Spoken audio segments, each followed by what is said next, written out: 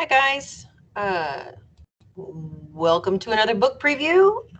Today is Since You've Been Gone by Morgan Malston, and it's a coming of age story about two best friends that are spending a summer away from each other.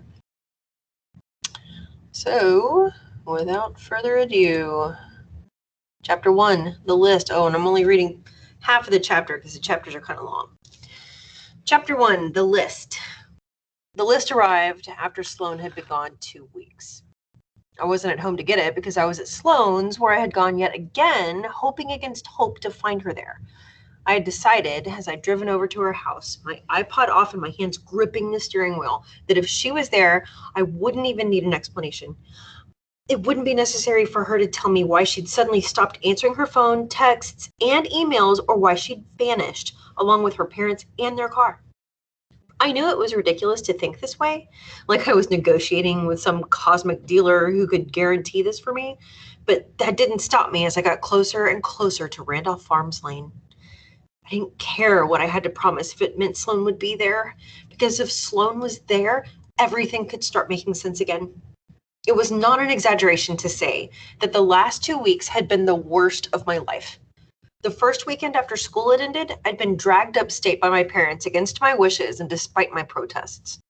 When I'd come back to Stanwich, after far too many antique shops and art galleries, I'd called her immediately, car keys in my hand, waiting impatiently for her to answer so that she could tell me where she was, or, if she was home, that I could come pick her up.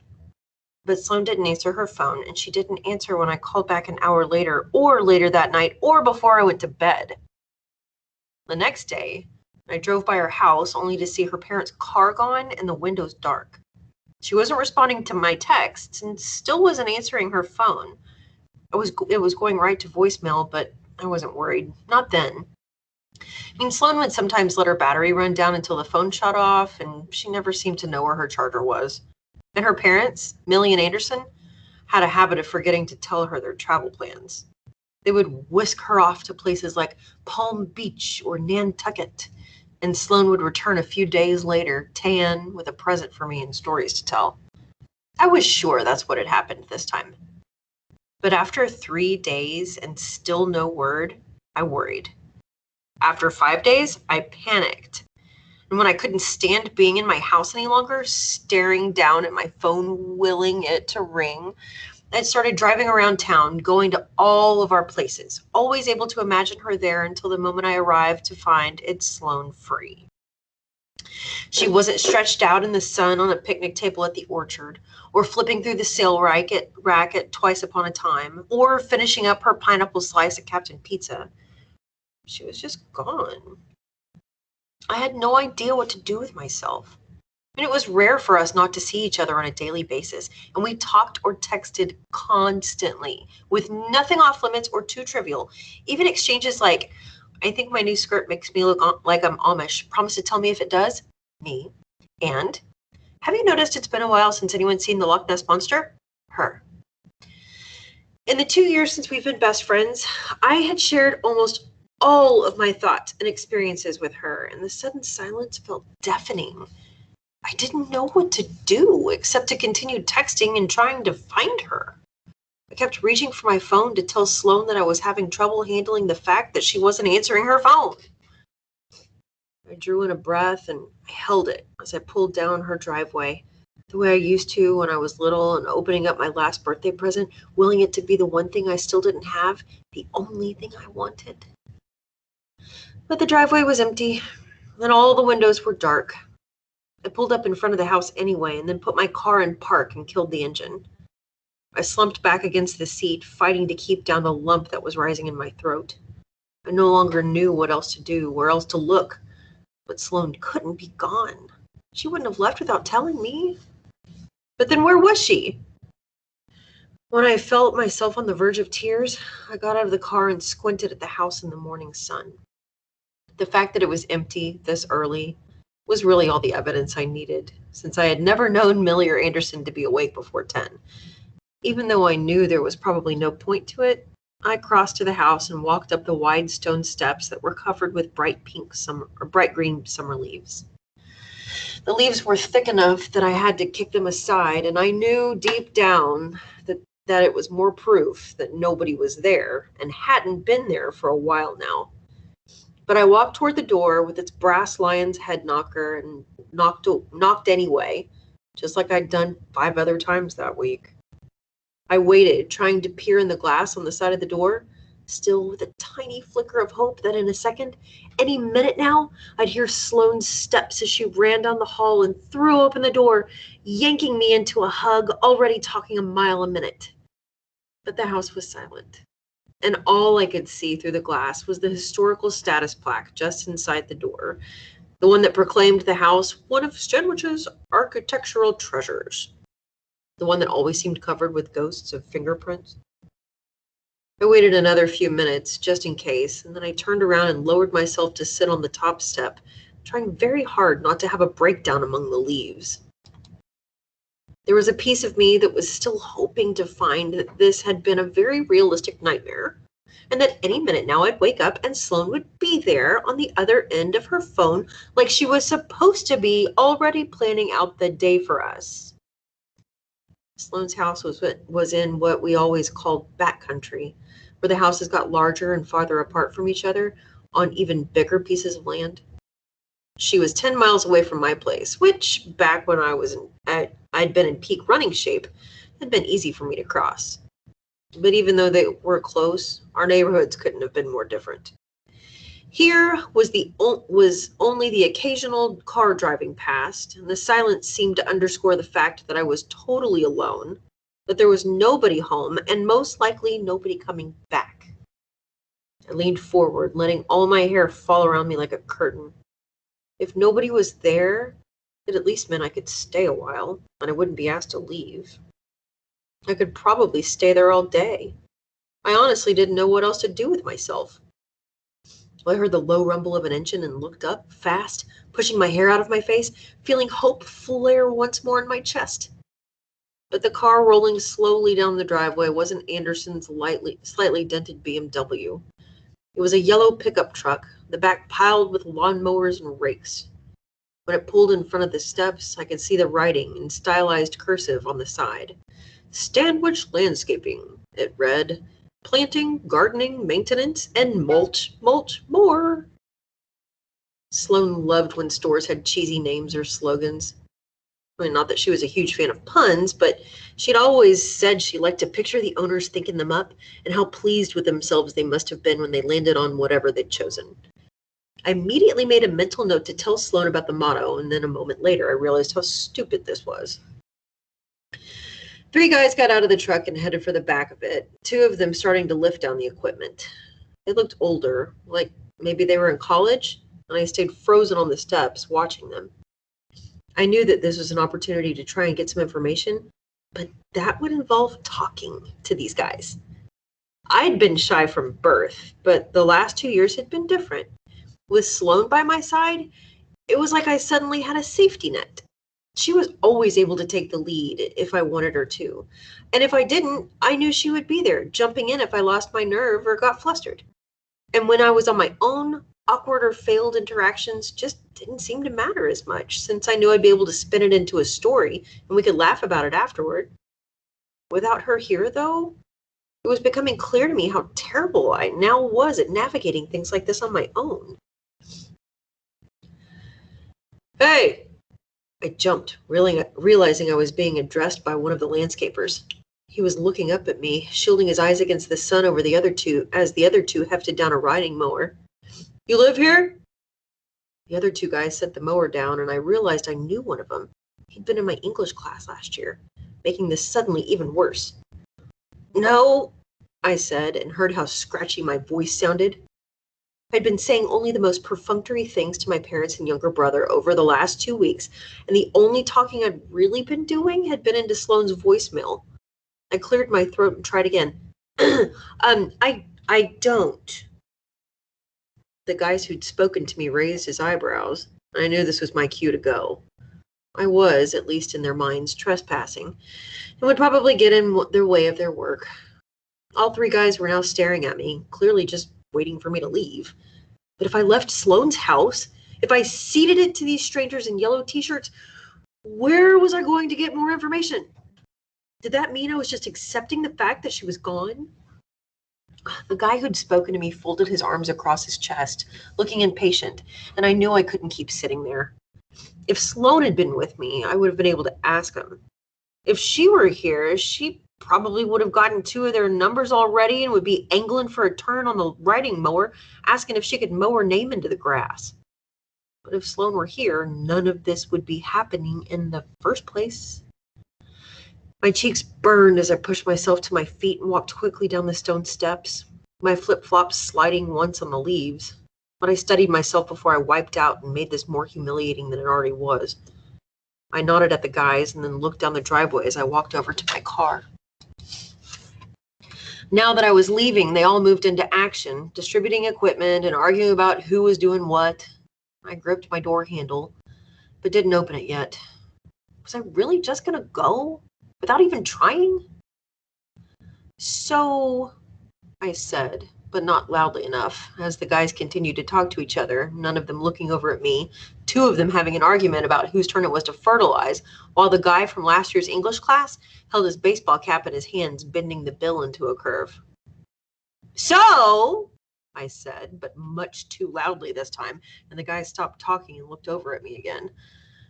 I could feel my palms sweating, but I knew I had to keep going, that I wouldn't be able to forgive myself if I just turned around and left. I was just, my friend lives here, and I was trying to find her. I suddenly saw, like I was observing the scene on TV, how ridiculous this probably was, asking the landscaping guys for information on my best friend's whereabouts. I mean, did they hire you for this job? Or her parents, Millie or Anderson Williams? Even though I was trying not to, I could feel myself grappling onto this possibility, turning it into something I could understand. If the Williamses had hired Sandwich Landscaping, maybe they were just on a trip somewhere, getting the yard stuff taken care of while they were gone so they wouldn't be bothered. It was just a long trip, and they'd gone somewhere with no cell reception or email service. That's all. The guys looked at each other, and it didn't seem like any of these names had rung a bell. Sorry, said the guy who'd first spoken to me. We just get the address. We don't know about that stuff. I nodded, feeling like I'd just depleted my last reserve of hope. Thinking about it, the fact that landscapers were here was actually a bit ominous, as I had never once seen Anderson show the slightest interest in the lawn, despite the fact that the Stanwich Historical Society was apparently always bothering him to hire somebody to keep up the property. 2 of the guys had headed off around the side of the house, and the guy from my English class looked at me as he put on his baseball cap. Hey, you're friends with Sloan Williams, right? Yes, I said immediately. This was my identity at school, but I'd never minded it. And now I'd never been so happy to be recognized that way. Maybe he knew something, or had heard something. Sloan's actually who I'm looking for. This is her house, so... The guy nodded and then gave me an apologetic shrug. Sorry, I don't know anything, he said. Hope you find her. He didn't ask me what my name was, and I didn't volunteer it. What would be the point? Thanks, I managed to say, but a moment too late, as he'd already joined the other 2.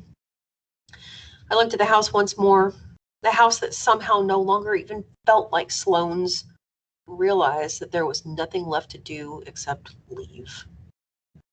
I didn't head right home. Instead, I stopped into Stanwich Coffee on the very off chance that there would be a girl in the corner chair, her hair in a messy bun held up with a pencil, reading a British novel that used dashes instead of quotation marks. But Sloan wasn't there. And as I headed back to my car, I realized that if she had been in town, it would have been unthinkable that she wouldn't have called me back. It had been 2 weeks. Something was wrong. Strangely, this thought buoyed me as I headed for home. When I left the house every morning, I just let my parents assume that I was meeting up with Sloan. And if they asked me what my plans were, I said vague things about applying for jobs. But I knew now was the moment to tell them that I was worried, that I needed to know what happened. After all, maybe they knew something, even though my parents weren't close to hers. The first time that they'd met, Millie and Anderson had come to collect Sloan from a sleepover at my house 2 hours later than they'd been supposed to show up. And after pleasantries had been exchanged and Sloan and I had said goodbye, my dad had shut the door, turned to my mother and groaned, "Oh, that was like being stuck in a gurney play." I hadn't known what he'd meant by this, but I could tell by his tone of voice that it hadn't been a compliment. But even though they hadn't been friends, they still might know something, or they might be able to find something out. I held on to this thought tighter and tighter as I got closer to my house. We lived close to one of the 4 commercial districts scattered throughout Stanwich. My neighborhood was pedestrian and friendly and walkable, and there was always lots of traffic, both cars and people, usually headed in the direction of the beach, a 10-minute drive from our house. Stanwich, Connecticut was on Long Island Sound, and though there were no waves, there was still sand and beautiful views and stunning houses that had the water as their backyards. Our house, in contrast, was an old Victorian that my parents had been fixing up ever since we moved in 6 years earlier. The floors were uneven and the ceilings were low, and the whole downstairs was divided into lots of tiny rooms, originally all specific parlors of some kind. But my parents, who had been living with me and later my younger brother in tiny apartments, usually above a deli or a Thai place, couldn't believe their good fortune. They didn't think about the fact that it was pretty much falling down, that it was 3 stories and drafty, shockingly expensive to heat in the winter, and with central air not yet invented when the house was built, almost impossible to cool in the summer. They were ensorcelled with the place. The house had originally been painted a bright purple, but had faded over the years to a pale lavender. It had a wide front porch, a widow's walk at the very top of the house, too many windows to make any logical sense, and a turret room that was my parents' study. I pulled up in front of the house and saw that my brother was sitting on the porch steps, perfectly still. This was surprising in itself. Beckett was 10 and constantly in motion, climbing up vertiginous things, practicing his ninja moves, and biking through our neighborhood streets with abandon, usually with his best friend Annabelle Montpelier, the scourge of stroller-pushing mothers within a 5-mile radius. "Hey," I said as I got out of the car and walked toward the steps, suddenly worried that I had missed something big in the last 2 weeks while I had sleptwalked through family meals, barely paying attention to what was happening around me. But maybe Beckett had just pushed my parents a little too far and was having a timeout. I'd find out soon enough anyway, since I needed to talk to them about Sloan. "You okay?" I asked, climbing up the 3 porch steps. He looked up at me, then back down at his sneakers. "It's happening again." "Are you sure?" I crossed the porch to the door and pulled it open. I was hoping Beckett was wrong. After all, he'd only experienced this twice before. Maybe he was misreading the signs. Beckett followed behind me, stepping into what had originally been an entry parlor, but which had turned into a mudroom where we dropped jackets and scarves and keys and shoes. I walked into the house, squinting in the light that was always a little too dim. "Mom?" I called, crossing my fingers in my jean shorts pockets, hoping that Beckett had just gotten this wrong. But as my eyes adjusted, I could see, through the open door of the kitchen, an explosion of stuff from the warehouse store 1 town over. Piled all over the kitchen counters were massive quantities of food and supplies in bulk. Instant mac and cheese, giant boxes of cereal, gallons of milk, a nearly obscene amount of mini-micro cheesy bagels. As I took it in, I realized with a sinking feeling that Beckett had been totally correct. They were starting a new play. "Told you," Beckett said with a sigh as he joined me. My parents were a playwriting team who worked during the school year at Stanwich College, the local university, and the reason we had moved here. My mom taught playwriting in the theater department, and my dad taught critical analysis in the English department. They both spent the school year busy and stressed, especially when my mom was directing a play and my dad was dealing with his thesis students in midterms. But they relaxed when the school year ended. They might occasionally pull out an old script they'd put aside a few years earlier and tinker with it a little, but for the most part, they took these 3 months off.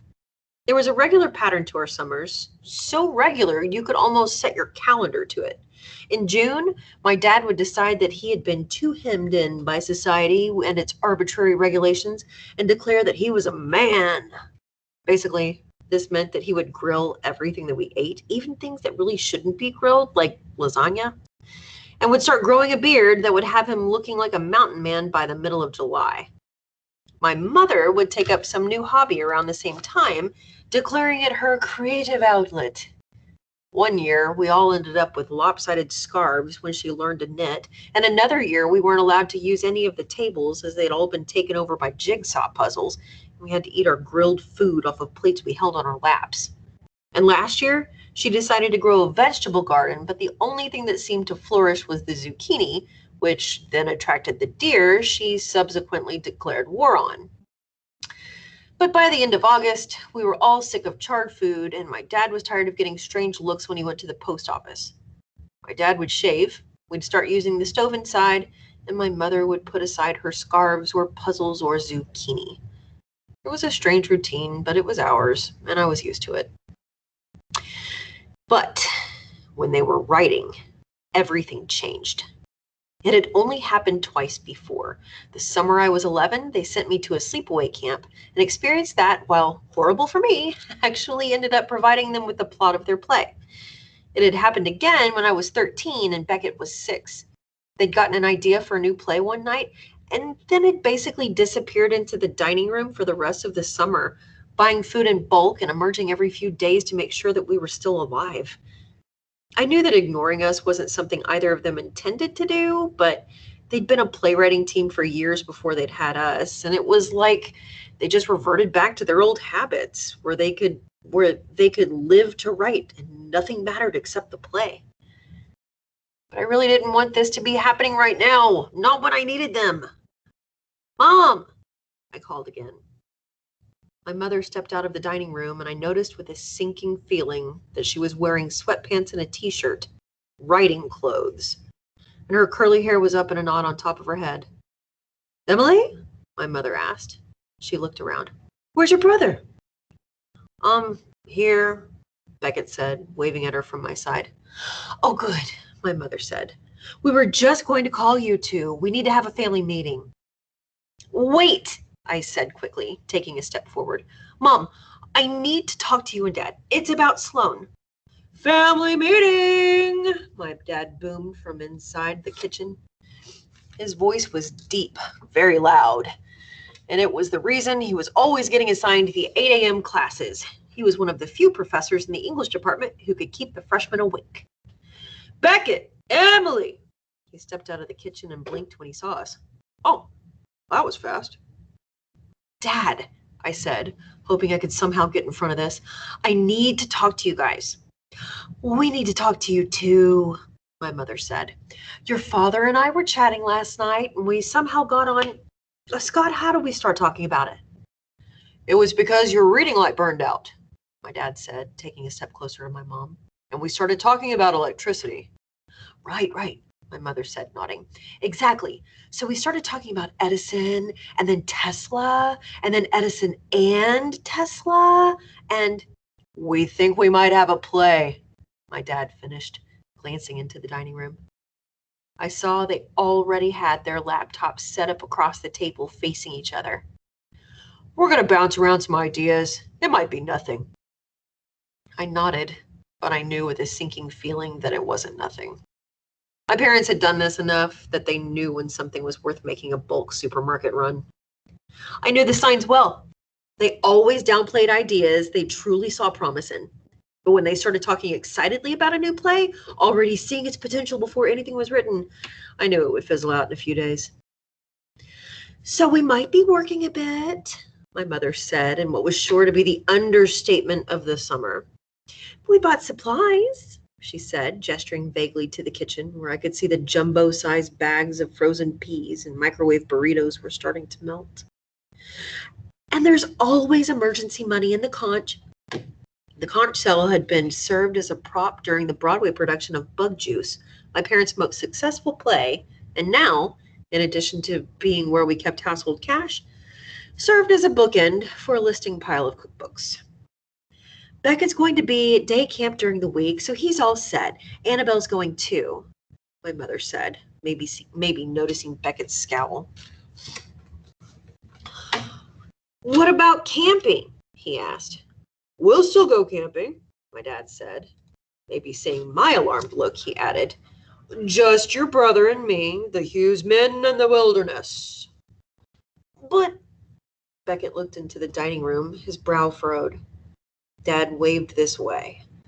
We aren't going until July, he said, and I'm sure this idea won't amount to much anyway.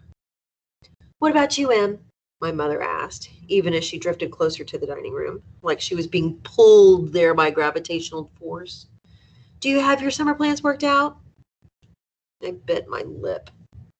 Sloan and I had made plans upon plans for this summer. We had concert tickets purchased. She had told me she had mapped out something called a pizza crawl, and I had decided that we should spend the summer seeking out Stanwich's best cupcake. Sloan had a plan for both of us to find summer boys, but she'd been vague on just how we were going to accomplish this. We'd blocked off the weekends we would drive upstate to the various flea markets and spent the last few months scouting, and I'd already gone through the driving calendar, decided which nights we needed to block off for the double features. She'd planned on making friends with someone who had a pool and decided this would be the summer she'd finally beat me at mini golf. I was weirdly naturally skilled at it, and I discovered that Sloan got strangely competitive when there were stuffed animal prizes involved. I wanted to learn the zombie dance from Thriller, and she wanted to learn the dance from London Moore's new video, like that one that had sparked all sorts of protests from parents' groups. Well, at some point we were going to need to get jobs, of course, but we decided it was going to be something unchallenging that we could do together, like we had the summer before when we waitressed at the Stanwich Country Club. Sloan earning more tips than anyone else, me getting a reputation for being an absolute whiz at filling the ketchup bottles at the end of the night. We'd also left lots of time unscheduled, the long stretches of hours we'd spend at the beach or walking around just hanging out with no plan beyond maybe getting fountain Diet Cokes. It was Sloan. You usually didn't need more than that to have the best Wednesday of your life. I swallowed hard as I thought about all these plans, the whole direction I'd planned for my summer to go, just vanishing. And I realized that if Sloan were here, suddenly having my parents otherwise occupied and not paying attention to things like my curfew would have meant we could have had the most epic summer ever. I could practically see that summer, the one I wanted, the one I should have been living, shimmering in front of me like a mirage before it faded and disappeared. Emily? My mother prompted, and I looked back at her. She was in the same room with me. She was technically looking at me, but I knew when my parents were present and when their minds were on their play. For just a moment, I thought about trying to tell them about Sloan, trying to get them to help me figure out what had happened, but I knew they'd say yes with the best of intentions and then forget all about it as they focused on Tesla and Edison. I'm working on it, I finally said. Sounds good, my dad said, nodding. My mom smiled like I'd given her the answer she'd wanted, even though I hadn't told them anything concrete. But it was clear they wanted this off their plates, so they could consider their children more or less sorted, and they could get to work. They were both edging toward the dining room where their laptops glowed softly, beckoning. I sighed and started to head to the kitchen, figuring that I should get the frozen stuff into the freezer before it went bad. Oh, Em, my mother said, sticking her head out of the dining room. I saw my father was already sitting in his chair, opening up his laptop and stretching out his fingers. A letter came for you. My heart slowed and then started beating double time. There was only one person who regularly wrote to me, and they weren't even actually letters. They were lists. Where? Microwave, my mother said. She went back into the dining room, and I bolted into the kitchen, no longer caring if all the burritos melted. I pushed aside the 12-pack of Kleenex and saw it. It was leaning up against the microwave like it was nothing, next to a bill from the tree guy. But it was addressed to me, and it was in Sloane's handwriting.